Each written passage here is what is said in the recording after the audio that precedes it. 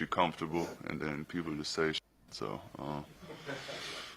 at the end of the day, we're focused on us. Whatever comments they have.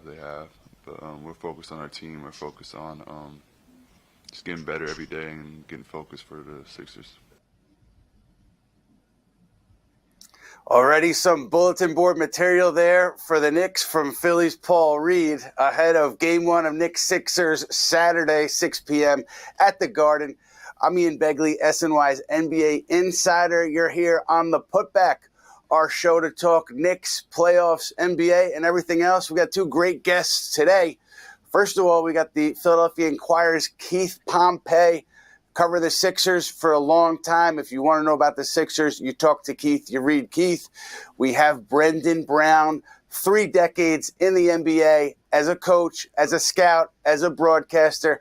They're both here to break it down, and we couldn't be luckier to have these two. Guys, we're going to start off general matchup. What did you think about the Reed comments, Keith, and how do you think that played maybe with the Sixers? You know, actually, I was like, okay, there goes Paul Reed again. I think some of his teammates are probably like, come on, I'm going to share something with you. One day they were in the locker room, right?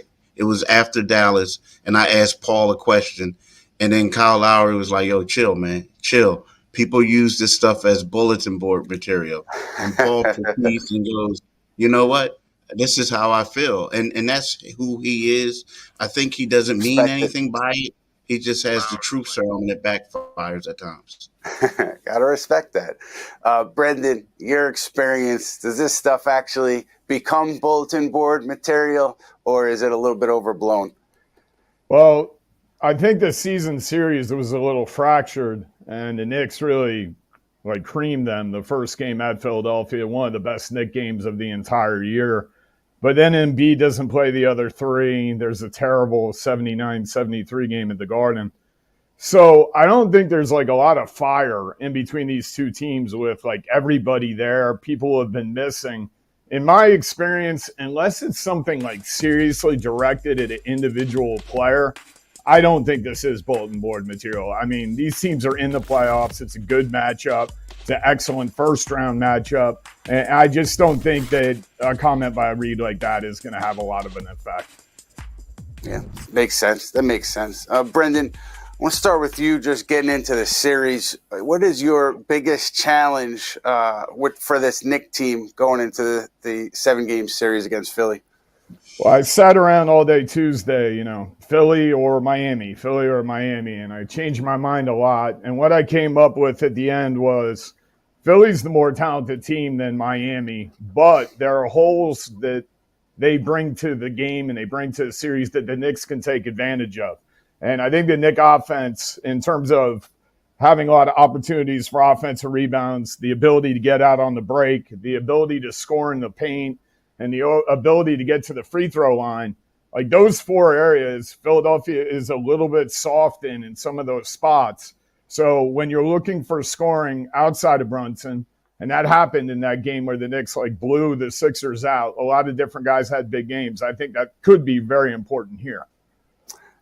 Now, Keith, Sixers, where do you think their biggest challenge is coming into this thing?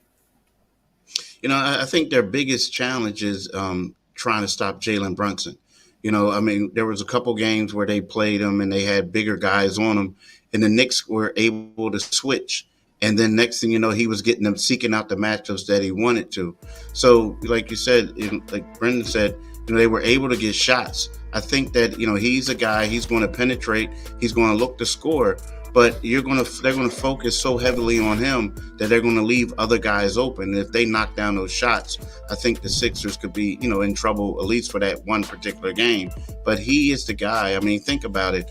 He's been one of the top 5 scorers. He's one of the top 5 scorers in the league. He's been on a tear as of late. And I think number one is you got to try to stop him from scoring and setting up teammates. Brendan, well, first of all, I should say this. Brendan has a fantastic, detailed breakdown of the Sixers on SNY.TV. If you want to learn about Philadelphia, what they do, how they do it, be sure to check that out. And Brendan, just in terms of Miami having success with that zone in the play-in, Do you see the Knicks going to that at all? I mean, it would be a little bit out of character. Do you see them taking a shot there with zone defense? Well, I got to mention one thing right before that. I broke down the Philadelphia and Orlando game on Friday night, and Embiid was moving around just fine. And I know Keith could speak to that. There was the tweak in the second quarter, but he played in the third quarter and still looked good. So whatever happened from the end of that game to later that night or maybe the next morning, and then they sat him out on Sunday, like he was moving great on Friday night, and then we saw what happened the other night. Now, would the Knicks play zone defense against Philadelphia? Maybe you put something deep in your back pocket if you're having trouble with Maxey and Embiid as a two-man tandem, or guys like Oubre and Harris are getting involved a little bit more in transition of the flow. But Tibbs generally doesn't do that.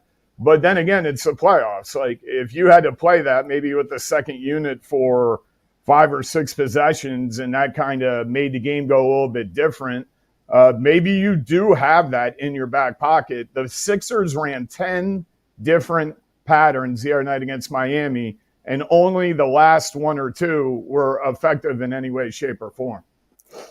It's going to be interesting to see how Thibodeau approaches it and the chess match between Nick Nurse, Tom Thibodeau. Keith, we're talking about Embiid. You're there every day. You're seeing him every day. Where is he now in terms of conditioning and his ability to, go give you 40-plus minutes throughout a series? It's tough because I don't think he reached that level yet. He was trying to. He was trending in that level, and then all of a sudden, as Brendan said, he tweaked his knee, and then all of a sudden he didn't play in the other game. Now here's the thing about Embiid. It's like, as far as where is he? I would have to say that he took a step back. I thought that he was like 90-something%, 95. He was getting back to just being in condition. But, as of the last game, when you saw the Miami, he didn't have the mobility that he had before. It seemed like he didn't have the lift on the shot. I don't know if it was mental or not, like if he was fearful of, re-injuring the knee. But I didn't see the same aggressiveness that I saw in the previous games before the injury, before the tweak. So I would have to say Embiid's around 80%. You know what I mean? But I mean, that's good, I guess, but not for a playoff game, in my opinion. Maybe I'm making too much of it, Keith, but even with that bad game that he had most of the game against Miami, he still came up really big late. I think he scored or assisted on 10 points late in the fourth. It just swung the game. So, regardless, 80%, 75%, he still, can come up in a big moment for Philadelphia. And I think, obviously, the series starts there and swings there. And, Brendan, if you are drawing up ways to defend, you're scheming ways to defend Joel Embiid, you've got the Knicks centers at your disposal. How would you approach it? To be honest with you, and many moons ago when I coached in Memphis, which goes back like 18 years, there were teams that we played that had very good passing big men. And whether they were at the elbow or they're at the top of the key, which are two places that Embiid usually is, we jammed all passers. And being that Embiid might not have a lot of mobility if he kind of looks like he did against Miami, I would get in his face and make him put the ball down on the floor because I don't think he can do a lot of that. And I would go that way on him rather than play off him or come up with different schemes of 5-man situations. I would just say to Hartenstein, whenever he's in the game, you're in the game. You see him go to the bench, you come to the bench. He comes to the table, you go to the table. And you just face guard him and cross face, make him turn one shoulder so one half of the floor is taken away. He's such a great dribble handoff guy because he's big and he has a knack for passing. So he and Maxey and other guys can be really good in 2-man games. But I would just pressure him and say, hey, you got to dribble the ball to beat us. And he could do that last Friday night against Orlando. He was doing everything against Orlando last Friday night. But now the mobility isn't there. Like, make him put it down. Brendan, you've also mentioned in the write-ups on SNY.TV that if Embiid is out away from the rim, draws the Knicks big man out, that's not the natural positioning the Knicks like to play on defense. How do they defend in that position with a Hartenstein or a Robinson pulled out?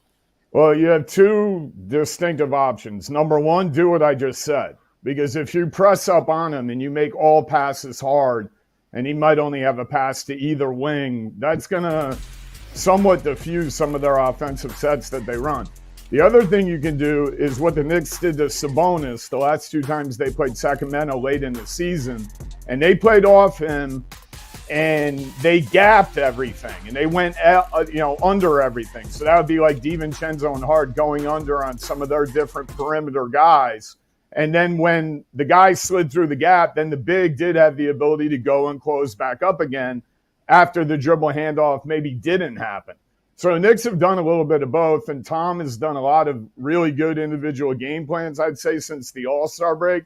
So, we're going to find out in the first quarter what it's all about, because Embiid has generally been up top. He's generally been the trailer. They do put him in the post a handful of times a game, but he's generally out there. Keith, obviously Embiid dealing with that significant knee injury, and he got back on the floor. He worked his way back. And is there anything to like this postseason for him and motivation for him in terms of coming all the way back from that knee? How does he see this playoff run in particular with this team? Yeah, there's a lot of motivation, because when you think of Joel Embiid, you think of a guy who has great regular seasons, and then he's often injured in the playoffs and his numbers go down.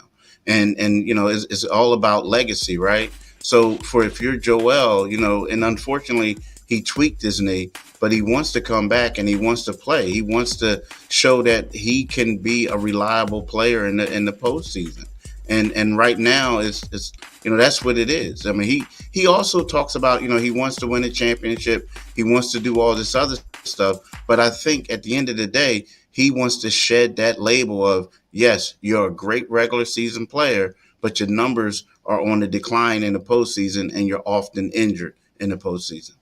Yeah, the loser of this series, there's ramifications for that team. The winner of this series, you look at Milwaukee, Indiana.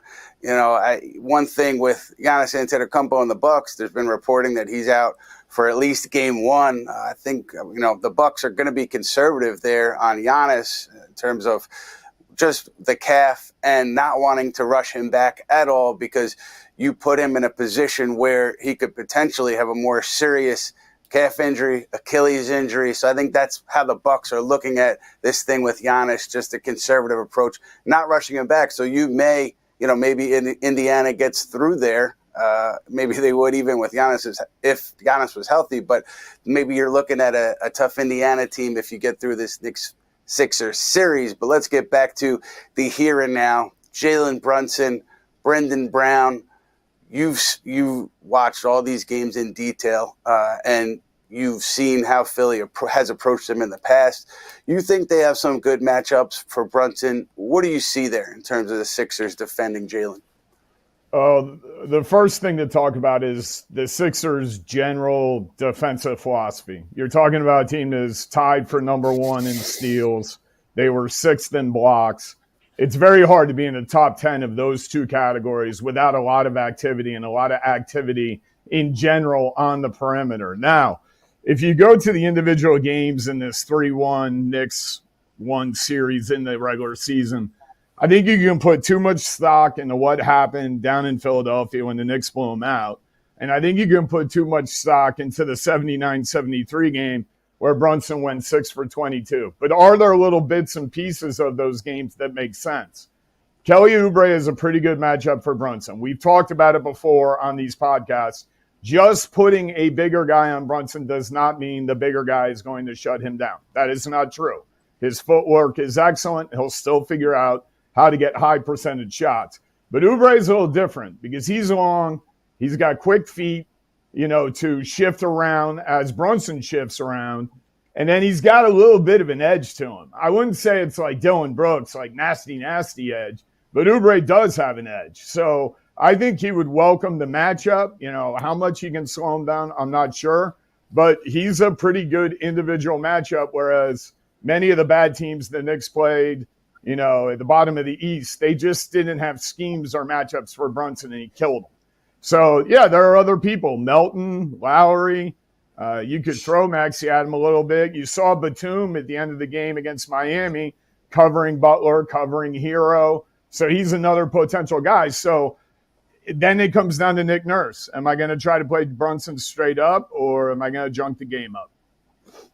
It's just a chess match, and it's going to be so fascinating to see how it unfolds. Brunson, for you, Keith, and you're around the Sixers. What are they saying about defending Jalen, facing Jalen over the course of this series? I mean, basically what Brendan just said. I mean, you want a long guy on him, but you want a guy that can defend. And the thing is, there's two guys, like you talked about Kelly Oubre, but then also I think that, I would bring in Nico Batum and try to see what he can do with him. I mean, these are two long defenders who can defend, and they have reach and everything like that. But again, it's one of those things where when you look at him, he is the head of the snake. Like, he's the guy that when, the one game, the second game, he didn't shoot the ball particularly well, and the other guys didn't shoot it. I think that if you go in there and you want to stop him, and then everything else goes. But yeah, I think that you want to get a guy like Kelly Oubre, but you hope that Kelly, like you said, Kelly has an edge, but you hope that Kelly doesn't cross that edge or do anything crazy, right? You know what I mean? You don't want that to happen. But I think that you need Kelly Oubre and Nico, but you hope and pray that they don't do any switches to where they get Maxey on them. I love Maxey, a great offensive player, but I think that that's the favorable matchup. Even Kyle Lowry, I hate to say it, but at the age of 38 right now, I think those are favorable matchups for Brunson and where he would, feast on the Sixers. But I like Kelly and I like Nico. Brendan, I want to go back to Embiid for a second, because we talked about Hartenstein. What role do you think Mitchell Robinson could play over the course of a 7-game series on Embiid? Well, I think it depends, like as Tom Thibodeau always said, you go how the game goes. And how is Philadelphia utilizing him? And right now, kind of in the games he played heading down into the series, he's on the perimeter like 80 to 85% of the time. So would you, if you were the Knicks, potentially play Achua against him if he's really perimeter and not play Mitch? That is a possibility here, depending on how you think the game is going and what you see. Now, if Mitch is out there against him, now what's your immediate strategy on him? Are you up on him? Are you one length with him? Are you playing back on him?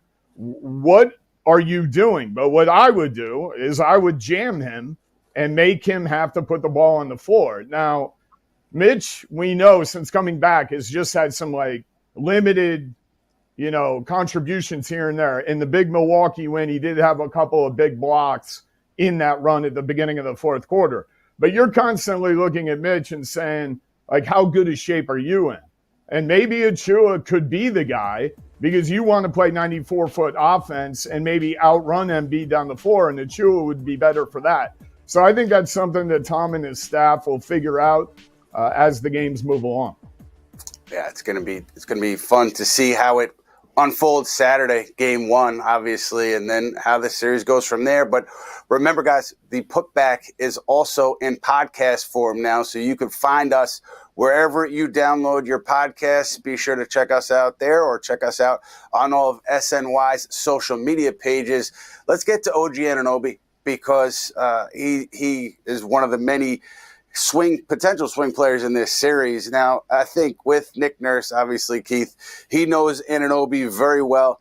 You think that gives Nurse any kind of an edge here in terms of game planning for Anunoby and maybe how to approach the way he plays defense? I think it does, but I also think more so on when how the Sixers play defense against him. The one thing that I noticed is that, when Nick when they were in Toronto, it was one of those things from what I heard, like OG wanted to do a lot more, of the offense in regards to what his role was. And Nick was like, no, this is what you are. You do this, you do that. So I think when you have a coach like that knows a guy's strengths and his weaknesses, it's going to help the Sixers out, right? Now, defensively, it could give him a little bit of an edge in regards to, like, basically, where he doesn't like to be, how to draw fouls, things like that.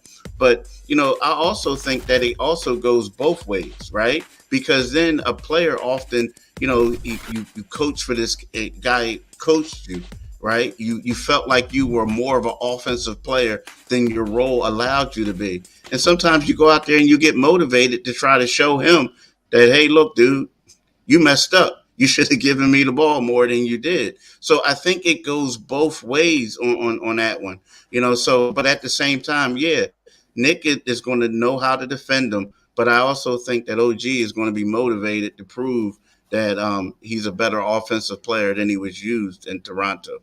Yeah, big series for Anunoby, obviously potential pending free agent. And this is probably a conversation for another day. But, I've been told that Philadelphia, if they are not successful in their pursuit of Paul George, I think Anunoby is right there on their radar. And obviously the Knicks planning on re-signing him, want to re-sign him. That's what happens when you make the kind of trade that you do to bring Anunoby in. You're going to keep him in your building long term. But I think Philadelphia will be lurking depending on what happens with the Paul George situation. But again, something to discuss another day there, hopefully with Keith, and we'll see how it shakes out. But Brendan, for you, back to the series here, Anunoby, how would you employ him defensively against the Sixers? And what do you think the Knicks can do to put him in the best position to make a strong impact on defense? Well, the last time these two teams met in New York, all right, we're coming off the 79-73 game, which was a real rough game to watch both ways in terms of the offense. But the Sixers did get a win without Maxey and without Embiid on the Knicks floor. You can't undersell that a little bit. But that very next game was the first game that Maxey came back from concussion protocol, and the Knicks used DiVincenzo against Maxey in the initial matchups, and I thought he did an incredible job of not allowing Maxey to get the ball back if he gave it up. He pushed Maxey off the three-point line. I know it was his first game back. Might have been a little tentative with that, but DiVincenzo's activity on him was awesome. So then where is Anunoby in that game? Well, Anunoby ended up being on Harris. We know that Harris only has scored 25 points in the 4 games against the Knicks this year. So OG obviously did a good job in that game. So you say, like, can he guard Embiid in some spots? Yeah, he probably can, especially if Embiid's going to be camped out at the top of the key or, outside the 3 the whole game. Can he take turns on Maxey? I would say yes, but the one negative that came out of the huge blowout in Philadelphia is that OG tried to guard Maxey a fair amount that game, and Maxey got around him relatively easy and was in the lane 3, 4, 5 times. Maxey's one of the only guys in that game who had a good game for Philadelphia. So, yeah, you can throw him at Maxey, but I would like my chances maybe first with DiVincenzo and Hart. I would go that way, and then maybe McBride off the bench. But, OG can pretty much guard anyone, so let's see what Tom does with him. Now we've got a question from Matt Spenley, social media executive. I can't even come up with a new title at this point. Social media executive for SNY. Now, Matt, you got a fan question for us. What do you have? It's all right, Ian. I'll forgive you. It's all right. But next time, you better have a new one. All right? I got to bring the heat next time. Yeah. All right.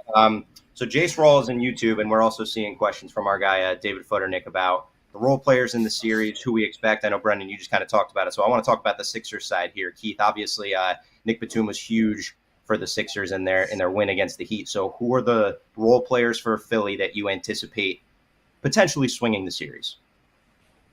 Well, Nick Batum could be one, but, he shot phenomenal that game, but you're not going to ask him to make 6 threes every game. I think the guy who was talking the trash could swing the series, right? And I'm talking about Paul Reed. And the reason being is, we don't know how Joel is going to perform, right? Because of that knee. And Paul Reed is a guy who's got a lot of minutes, playing the 5 spot with Joel being out. And, what they like for him to do is bring some energy and do certain things and play hard and run rim to rim. So he can do that. Now, another guy who I feel like could have a big impact is Buddy Hield if he makes shots, right? The reason why I got Buddy is for the playoffs because they felt like he could help create space for Embiid and Tyrese Maxey, and they could probably utilize him a little bit like they did JJ Redick, like they did Seth Curry, players like that. So those are two guys that I look at as far as coming off the bench who can have a big impact. Now, of course, they want Kelly Oubre to do it on both sides of the ball. But if we're talking about bench players, I think that with Joel Embiid's health right now, you got to look at Paul Reed, and then you got to look at Buddy Hield in regards to shooting and spacing the floor. Brendan, I'm curious because we were talking about Maxey a little bit earlier, and now we're talking about X factors. For me, Dante DiVincenzo is my X factor coming into the series because so much attention is going to be paid to Jalen Brunson. Can DiVincenzo take advantage of that? And I think that he'll spend some time on Tyrese Maxey, defending Tyrese Maxey. Is that how you see the Knicks matching up initially on Maxey? And what do you think about how they would approach Maxey? Well, if they did what they did in the last game, and it was a very successful game, yes, DiVincenzo was on Maxey in that matchup. And whether he was on the ball, but more so off the ball, he would not allow Maxey to get the ball back. Not on a pass to the wing. He chased him really hard into dribble handoffs. He made life very difficult for him. Now, how do the Knicks guard Maxey in pick and rolls? And that's a big key. Keith watches them every night. Maxey's kind of like, this is going to sound unusual, a little bit of a rhythmic pick and roll player. So if he's feeling good in the game, maybe he got an easy basket or two on the break, or he got an open look in the half court, then his game will accelerate very, very quickly in pick and rolls. He's not afraid to shoot all the way behind everybody if he's feeling good. If you go at him, try to show or trap, he can split the trap.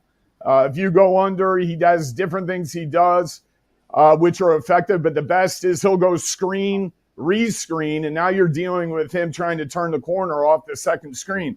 So as much as the individual matchup is important with Maxey, how they deal with him in different pick and rolls, whether that's side, elbow, high, they run staggered pick and roll at the top. There's so many different things they can do with him. But as a team defense component, that might be more important on Maxey than it even is on Embiid. I think on Embiid, you're trying to go as one-on-one as possible. Maxey might be more of a group effort.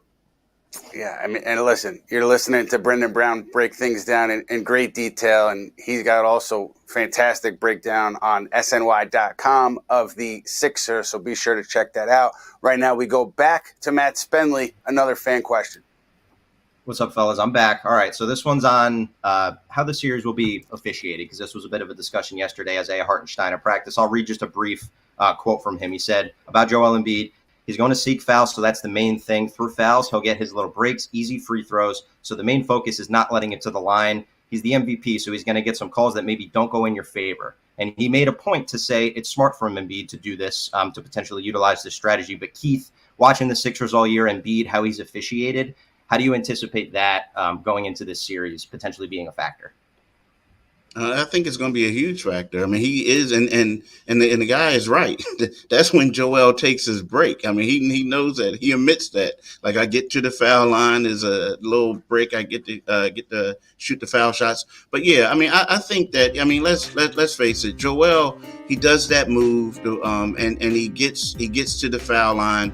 He is the MVP. He gets a lot of calls, and I expect him to live at it. I mean, the last game, he didn't shoot the ball particularly well from the field, but he was 9 for 10 from the foul line. I think that we'll see that in this series. Now, the one thing is, I noticed that a lot of guys who are real disciplined, who don't get their hands up in there, they just keep them up. You know, a lot of times when you do that with Embiid, he rips through, but then all of a sudden it's like, oh, no one's there. And he gets a little, not frustrated, but it's like one of those things where he can't go to that move. But there's going to be times when guys get tired, guys don't think, and they're going to do it, and he's going to bait you, and he's going to get to the foul line. I expect Embiid to live at the foul line. Now, the one thing that Brendan did say, though, right, is here's the thing with Embiid.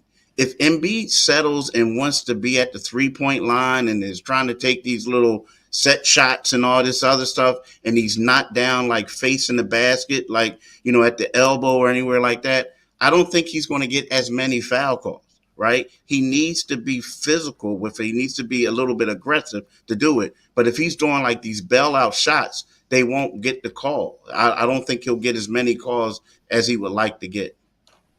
So, Brendan, in the clutch, Embiid delivered in the clutch the other night against Miami. Clutch numbers, when you look at them, how do you assess them going into the series? I tell you what, this could be a very important number. We know that this matchup, even on paper, is relatively close. Who can execute better? Can the Knicks make it a little bit more of an up-tempo game, put the pressure on Embiid to change ends? But when it comes to the end of the game, okay, the Knicks were 17-16 in clutch games. Philadelphia 18-18. I thought the Knicks were done playing clutch games, and then they had two more over last weekend to get to 50 games. The Knicks, as a team in the clutch, field goal percentage, 44%, which is just 18th in the league. Three-point percentage in the clutch, 26%. That is 26th in the league. Free throw percentage in the clutch for the Knicks, 69.9. That is 28%. What does that tell you? Maybe Brunson misses a fair amount of free throws at the end of games, or other guys do as well. The rebounding for the Knicks, just 10th, where they are always number 1, 2, or 3 in the league during the game. A solid number at 10th. Now, you start thinking about this, and when you get to individual players, Hart and Hartenstein are very good shooting in the clutch. OG is at 38%, Brunson at 42%. Remember, with the clutch, you got to add 5. So Brunson's 42 is really like 47. But then what? You got McBride at 33. You got DiVincenzo at 30. You got Bogdanovich at 29. And then if Burks were to play, he was only at 26 this year. So all your knockdown shooters and all your three-point shooters for the Knicks in 33 clutch games, they didn't make many threes or barely any threes. And is Brunson delivering any kick-out passes with good efficiency so these guys can knock down shots? And when you think that McBride and DiVincenzo and Bogdanovich could all be on the floor late in games, that could be a very good key, big key in this series in each individual game. I saw Spenley get fired up when you mentioned McBride, Brendan, but we'll leave that for another show. We talked about potentially winning the series, and you get through, and maybe you have a Milwaukee team that's being very conservative with Giannis Antetokounmpo's injury. Maybe you have Indiana. Real quick, Keith, ramifications for the Sixers if they lose this series. How do you think they'd react? Well, I mean, it's weird because they had a rough season, right? They've been through a lot. I think if they lose this series, they'll look at it like this is just another year. I mean, unfortunately, a lot of it would be, Joel Embiid's knee, like how was he able to play?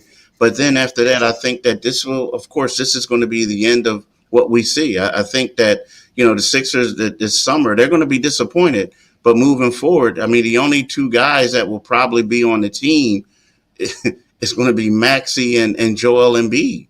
Right now, again, they have guys that they just signed from the two-way guys on there, and they'll be like trying out for the team, whatever, or low minutes guys. But I think it's going to be an end of an era for the Sixers. Now, again, you're going to have Embiid, but they're going to have to go out and get something. I mean, think about this. This season, this will be a major disappointment because when Nick Nurse was hired in his opening press conference, what he said is, I know what my job is, right? Is get out of the second round.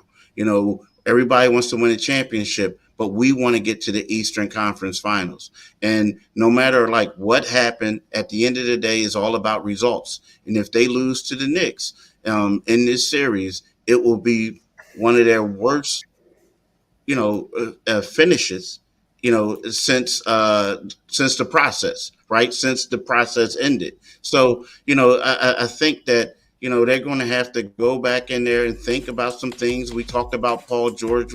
They want OG. They want a lot of different guys. But I think that if they go down, this is going to be remembered as a extremely disappointing season. Yeah, and it will be a big off season for Daryl Morey and the group because you guys will have a lot of caps. I should say the Sixers will have a lot of cap space. I really think the off season starts in some ways with Paul George extending with the Clippers, looking elsewhere, somewhere like Philadelphia or another team. And, just fascinating ramifications. Real quick, ramifications for the Knicks. I think there will be a lot of noise about them not getting back to the second round, not meeting expectations, and invariably you're going to point to the head coach, regardless of how things play out in a series. When you lose, I don't see Tom Thibodeau's job being in jeopardy, though, if they lose this series. I mean, if they're non-competitive, maybe we're having a different conversation, but read Jalen Brunson's Players Tribune essay that he wrote and read what he wrote about Tom Thibodeau. That tells you all you need to know about how Brunson feels about Thibodeau. When your top player is in lockstep with your head coach, the head coach is going to be safe. And also Leon Rose, I have a very close relationship with Thibodeau. Thibodeau has done a great job in New York. Rose has had the green light to make a coaching change over the past few years, hasn't done it, has stuck with Thibodeau. So I would not anticipate a coaching change unless there's disastrous results for the Knicks in this series, even if they lose it. But let's go to prediction. Let me say this. If there was a coaching change, I think it would have to come from above Leon Rose. It would come from the ownership level. But anyway, not a conversation we need to have necessarily right now. I want to know predictions for this series. Brendan Brown, who's winning it? How many games? A couple of facts you want to talk about when you're trying to figure out the series. A lot of fans running around. 2 seed. Yeah. Okay, the Knicks won 3 more games than Philadelphia, and Embiid missed 43 games. So if Brunson missed 43 games, would the Knicks even be the 7th seed? So you got to take all of this into when you're trying to figure this out. The fact that Embiid is compromised is definitely an advantage to the Knicks and something that they can take advantage of in several different ways. And I think that Tom and his staff will figure that sort of situation out. I see, as I look at it on paper and what I've broken down on film, that if the Knicks take advantage of what I talked about earlier, there are 4 different ways they can score.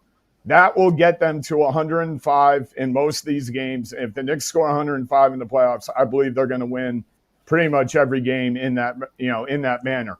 So for this series, I see the Knicks winning. I could see it going very long. I could even see it going 7 games. If Embiid was 100%, or like Keith said, like 85, 90%, I think this is a lot different. But that injury, I'm not going to chalk everything up to that.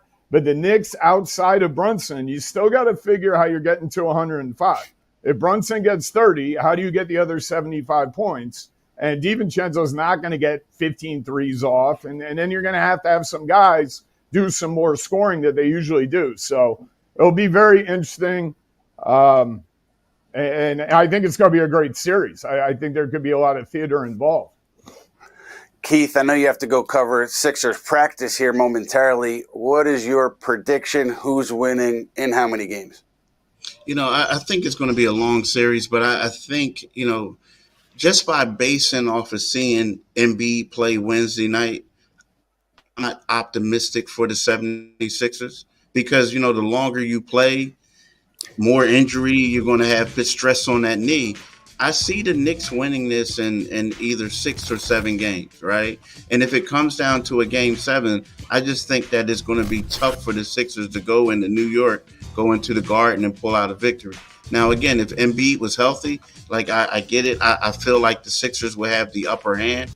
But I just feel like, the 76ers, like you're right, this team made the playoffs and Embiid missed a lot of games, but they lose a lot. Their offense is predicated a lot on Embiid and Maxey.